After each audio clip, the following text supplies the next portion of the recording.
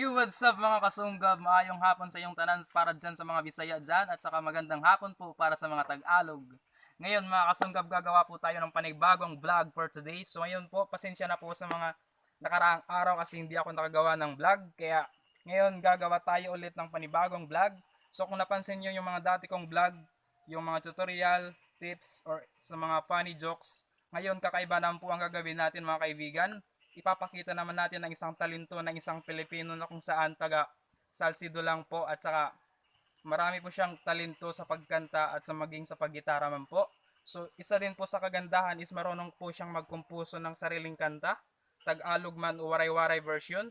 So yun po mga kaibigan, hindi ko na po ito patatagalin kasi alam kong sabik na po kayong mapanood ang kwento, yung talento ng isang taong to. So syempre bago ang lahat mga kaibigan, huwag niyong kalilimutang mag-subscribe, like, at saka share nyo na rin po sa ibang tao or kahit sa social media para mapa-spread po yung video ito. Then, ayun po mga kaibigan, sisimulan ko na po yung video within 3, 2, 1, 0.